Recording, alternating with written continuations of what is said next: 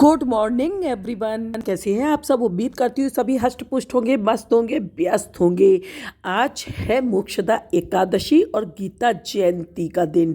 तो आप सभी को मोक्षदा एकादशी और गीता जयंती की ढेरों ढेरों शुभकामनाएं। और एकादशी के सूर्य देव के दर्शन के साथ बता दूं कि मेरी मॉर्निंग होती है स्टार्ट वॉक से और सूर्य नारायण के उदय होने से। उगते हुए सूरज को हमें एकटक देखना चाहिए, जितना हमारी आंखें झेल सके रोशनी वही हो। तो ये होता है हमारी आंखों के लिए योग, और जिसके मिलते हैं हमें ढेरों फायदे और हमारी काया रहती है निरोग।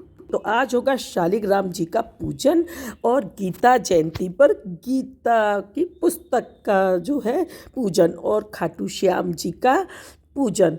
एकादशी है तो खाटू बाबा के साथ साथ तुलसी जी का, विष्णु भगवान का, सभी का। और ये मैं यहाँ पे अपना मंदिर कर रही हूँ डेकोरेट, और घर की साफ़ सफाई भी साथ ही साथ करती जा रही हूँ, क्योंकि बहुत सारे काम करने हैं। तो जो थोड़ा थोड़ा सभी काम निपटाती जा रही हूँ। और मुझे फ्लावर तो मिले नहीं, क्योंकि ज़्यादा दूर मैं जा नहीं पाई, तो मैंने आर्टिफिशियल फ्लावर से ही डेकोरेट करने की कोशिश की है अपने मंदिर को। बस हमारा भाव होना चाहिए। ये लगा दी है मैंने गद्दी, जिस पर करूँगी मैं जाप, और ये है मेरा मंदिर। भाई, इंसान दोनों मामले में विवश है। दुख बेच नहीं सकता और सुख खरीद नहीं सकता, लेकिन जितना हम हो सकता है वो तो कर सकती है ना। तो मंदिर नहीं जा सकती, तो देखिए ये सज गया मेरा प्यारा सा मंदिर। और एकादशी की दिन ना आज मैं करूँगी खाटू बाबा के लिए एकादशी का व्रत, यानी कि 11 का व्रत, और लगाऊंगी अपने बाबा को अर्जी। भाई, कोई भी इंसान ऐसा नहीं है जो ये कह दे कि वो धन, पुत्र, संतान, परिवार सभी से सुखी है। हर किसी को कोई ना कोई कष्ट बना ही रहता है। तो इसी तरीके मेरी भी थोड़ी सी बाबा से एक अर्जी लगाई है मैंने, कि बस एक मनोकामना है जो मैंने मांगी है। तो मनोकामना के लिए क्या करें कि एकादशी के दिन बाबा का दिन होता है, इस दिन 2 दीपक जलाए, कोई भी फल का प्रसाद लगा दे बाबा को, और एक सूखा नारियल ले लें, और एक कागज़ ले लें साफ सा, और कलम ले लें। कलम लाल रंग की ही होनी चाहिए, और उस कागज़ पर बाबा को अपनी मनोकामना लिख दें, और लिख करके उस मनोकामना को नारियल के साथ, कलावे के साथ, ये रखा हुआ है ना, ऐसे लपेट के रख दें। और हाँ, ये देखिए, अब ना मैंने सुबह का तो ये कर लिया बाबा का, और अब घर भी कर लिया है क्लीन पूरा। और आज के दिन मुझे बिल्कुल कोई भी कॉम्प्रोमाइज़ नहीं होता है, कि भाई कहते हैं ना कि झाड़ू नहीं लगाते, कपड़े नहीं धुलते, कि ये नहीं करते, वो नहीं करते। ये सारी चीज़ें ना पोप लीलाएं लगती है मेरे को। भाई, घर साफ सुथरा नहीं होगा तो कोई भी पूजा पाठ कैसे मन लगेगा। तो ये मेरा हो गया है छोटा सा घर रेडी, बिल्कुल शाम का टाइम है। और ये मैंने यहाँ पे ना बच्चों के लिए भी बहुत कुछ करके रख दिया, और ये मैं बिल्कुल किचन को बाबा का प्रसाद बनाने के लिए कर चुकी हूँ रेडी। अच्छी लगी हो तो कर दे लाइक, सब्सक्राइब और share friends, family and relatives के साथ। भी खाना बनेगा, बाबा का भी भोग लगेगा, विष्णु भगवान का भोग लगेगा। तो ये मैंने बथुआ उबलने के लिए रख दिया है, और ये बथुआ उबलने के साथ ही मैंने कर ली है ये हींग जीरे की सब्ज़ी रेडी। और हींग जीरे की सब्ज़ी के साथ ये बस हो गया मेरा पराठा बन के रेडी। तो सबसे पहले बाबा का भोग लगेगा, उसके बाद बच्चे खाएंगे खाना।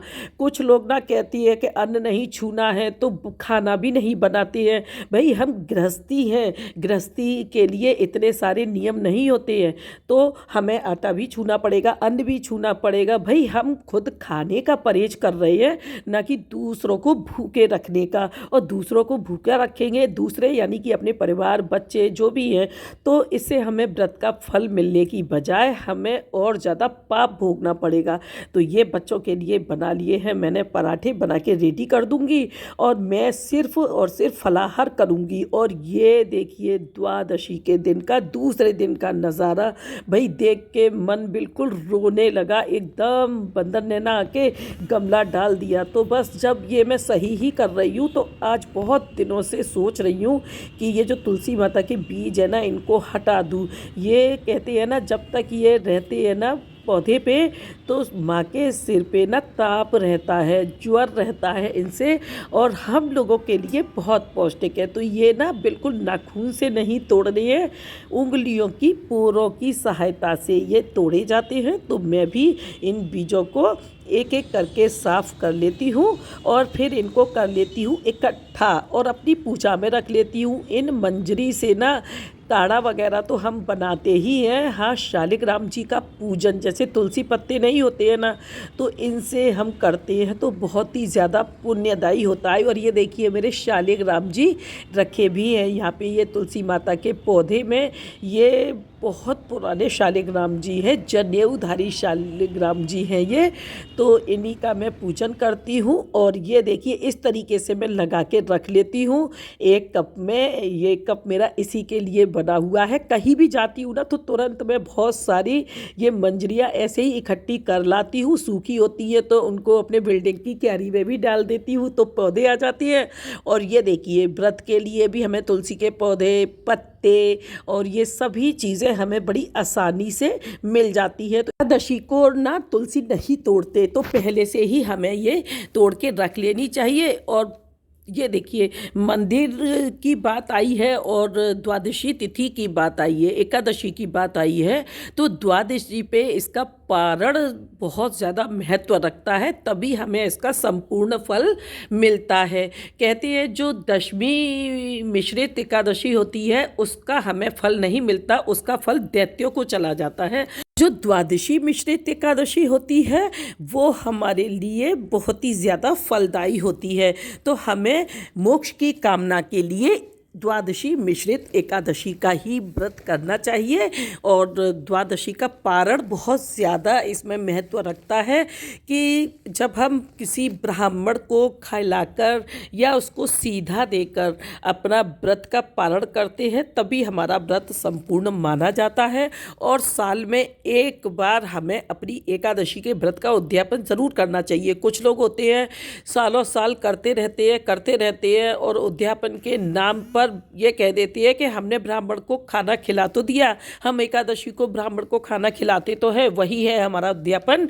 तो बस ये उद्यापन नहीं माना जाता है। उद्यापन किसी ज्ञानी पंडित द्वारा ही हवन पूजा करके जो है माना जाता है। तो यहाँ बात द्वादशी की है तो द्वादशी के पारण की है। तो एकादशी की कथा तो मैं पहले भी पोस्ट कर चुकी हूँ और बता चुकी हूँ कि किस तरीके से पूजन किया जाता है, तो बार बार रिपीट नहीं करूँगी। हाँ, द्वादशी की जो बात है वो मैं आज करने जा रही हूँ कि तुलसी माता की कहानी कही जाती है इसमें, और उस कहानी को ज़रूर से कहे। बहुत ज़्यादा हमारी कोई बड़ी मनोकामना है तो इसी तरीके से व्रत करने से वो पूर्ण होती है। तुलसी जी की कहानी स्टार्ट करती हूँ कि महादेव जो है समुद्र में अपना तेज छोड़कर आए थे, जिससे पैदा हुआ दैत्यराज जलंधर। और दैत्यराज कालनेमी की कन्या वृंदा जो थी वो थी जलंधर की पत्नी, जो महापतिव्रता स्त्री थी, जिनके पतिव्रता और सतीत्व के कारण जो था जलंधर देवों पर भी विजय प्राप्त करता था। कोई उसको हरा नहीं सकता था, कोई उसको मार नहीं सकता था। तो अपने मद में चूर एक दिन जलंधर जो था वो माता लक्ष्मी के पास पहुंच गया उनको पाने की लालसा से।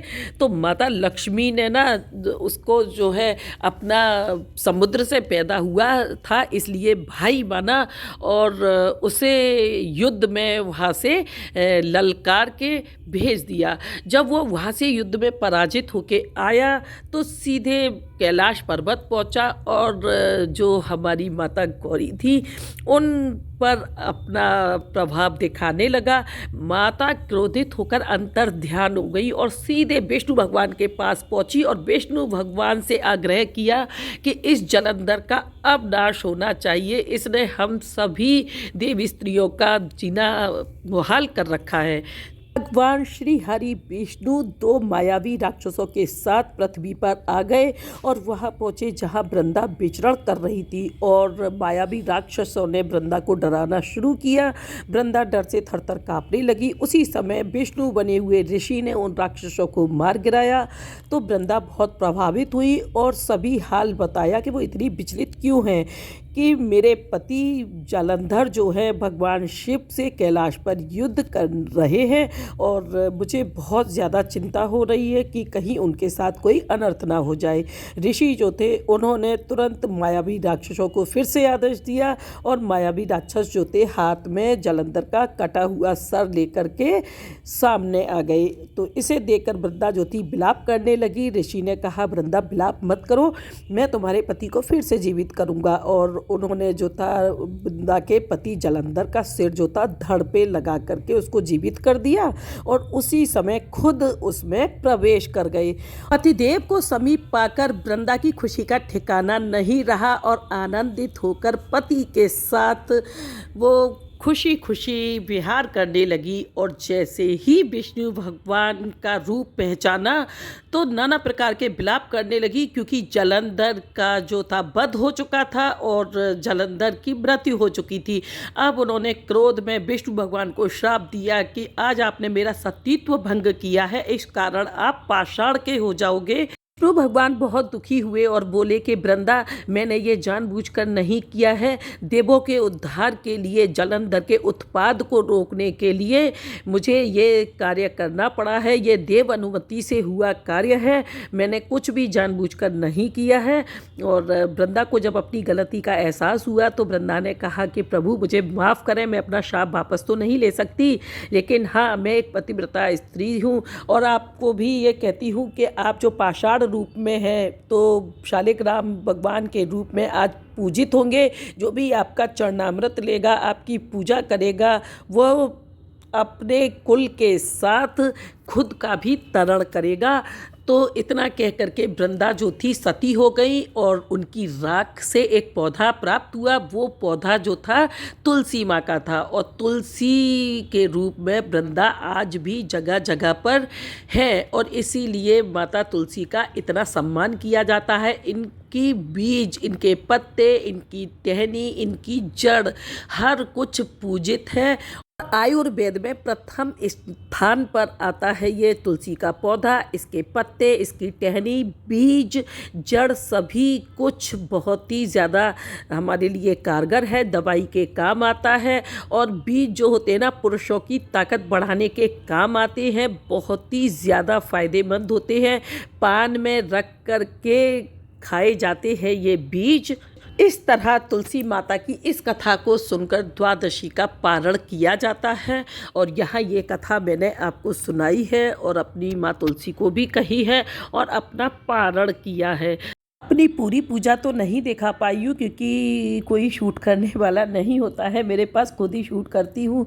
तो पूजाएं ऐसी होती हैं कि बहुत मन लगाकर की जाती हैं, तो शूट करते टाइम ना हमारा ध्यान उधर उधर तो जाता ही है। हाँ, अगर बच्चे रेडी हो जाते हैं, कोई शूट कर देता है तो दिखा देती हूँ।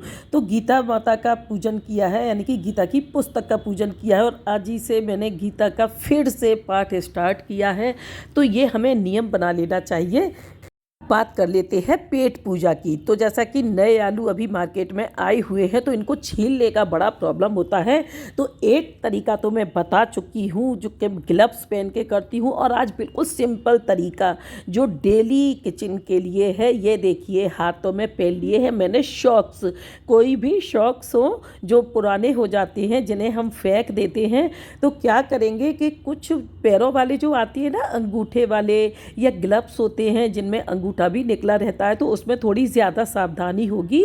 ये सिंपल शॉक्स मैंने पहना है तो मुझे तो एक्सपीरियंस है, तो मैं तो फटाफट किसी में भी काम कर लेती हूँ। और आप लोगों के पास अगर हो ना अंगूठे वाले शॉक्स, फट गए हों, पुराने हो गए हों, तो बस उनको इसी तरीके से इस्तेमाल करें और देखें किस तरीके से फटाफट ये आलू की स्किन निकल रही है। देखो कितनी नाजुक स्किन होती है, तो इसको हम पिलर से नहीं छील सकते हैं, और छीलने को तो छील सकते हैं, कोई प्रॉब्लम नहीं है। और दूसरा और तरीका बता दूं कि शॉक्स भी ना हो तो पॉलीथीन तो ज़रूर से आती हैं, बस हमें करना है अपने हाथों की बचत। क्योंकि आलू छीलने के बाद जो हाथ गंदे होते हैं ना, वो पत्थर पे घिस घिस के भी साफ नहीं होते हैं। तो पॉलीथीन को लें और किसी से बंधवा लें हाथों में, या खुद भी थोड़ा सा बांध लें इसको। एक तरीके से मुंह में लगा के मैं तो बांध लेती हूँ। और ये देखिए फटाफट से छिलते जा रहे हैं ना छोटे बड़े सभी आलू। तो यहाँ पे छोटे बड़े सभी आलूओं को छील लूँगी और छील करके फिर फिर इनकी एक सब्ज़ी भी बना के दिखाऊंगी। नए आलू की एक तरी वाली सब्ज़ी बनती है ना, फोड़ के आलू। तो भाई फोड़ के आलू पता नहीं क्या बोलते हैं, हमारे यहाँ तो फोड़ के ही बोलते हैं। बट्टा ले लें, ये सिल बट्टे वाला बट्टा है, थोड़ा कोई भी भारी चीज़ ले लें और इसको एक कपड़ा, तो मैंने वही शॉक्स बिछा लिया है, और हल्के से इसको फोड़ लें। तो ये देखिए 1 2 3 4 अब ऐसे करके बिछा लें और इनको सबको फोड़ती जाए तो बीच में से ये फट जाता है ना इस तरीके से। बहुत टेस्टी लगते हैं, कुछ भी ना हो, टमाटर वगैरह कुछ भी ना हो। तो देखिए बना के दिखा देती हूँ हींग जीरे की, क्योंकि प्याज नहीं लूँगी आज। और ये हींग ले ली है, ज़ीरा ले लिया है, अदरक ले लिया है और ये भीगा मसाला डाल दिया है इसमें। और इसकी तरी को गाढ़ा करने के लिए लिया है मैंने एक सीक्रेट। तो सीक्रेट क्या है वो मैं बहुत पहले अपने वीडियो में दिखा चुकी हूँ, और उसको देखें तो पता चल जाएगा। बिल्कुल कोई भी पता नहीं कर पाएगा कि इसमें प्याज लहसुन नहीं पड़ा हुआ है।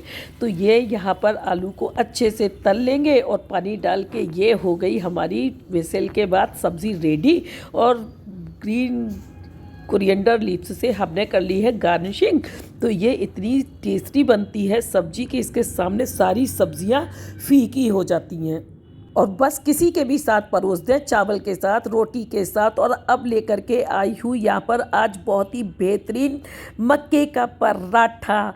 तो ये आलू की पिट्ठी बना ली है, आलू मैश कर लिए हैं और अब इसमें रेगुलर मसाला ले लिया है, धनिया और मिर्ची, सौंफ पाउडर। और अब हरे धनिए की पत्ती के साथ इसको अच्छे से मिक्स कर लेंगे और गरम मसाला पाउडर इन सभी के साथ। तो ये तो सभी जानते हैं कि आलू के पराठे ऐसे ही बनते हैं, लेकिन यहाँ पर आप चाहें तो थोड़ा सा मसाला और भी ऐड कर लें। मैंने केवल ये रेगुलर मसाला ही लिया है और गोल गोल टिक्कियाँ इसकी इस तरीके से बना के रख ली हैं। और गोल टिक्कियाँ बनाने के बाद अब ले लेती हूँ मक्के का आटा। और देखिए बिल्कुल सामने की बात है, आपके सामने ही लगा रही हूँ, थोड़ा सा नमक डाल के इसमें, और आटे को अच्छे से गुनगुने पानी से गूँथूँगी हथेली की सहायता से।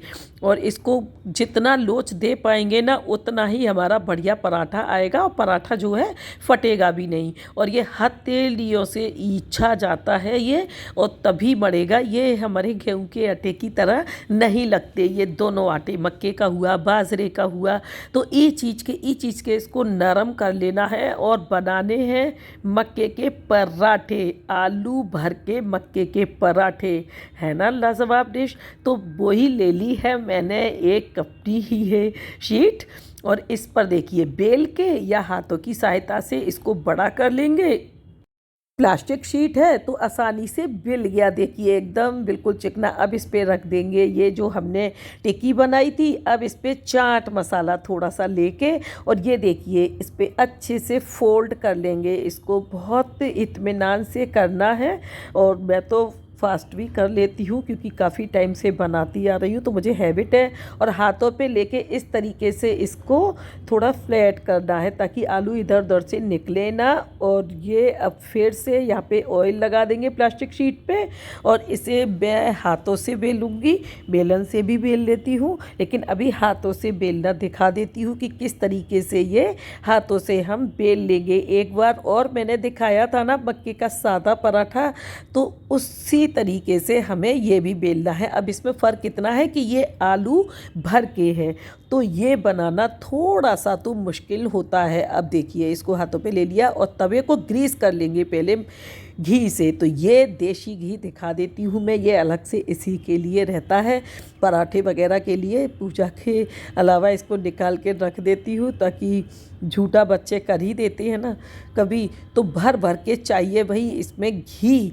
तो घी के साथ सिकेगा और फूलेगा भी पराठा।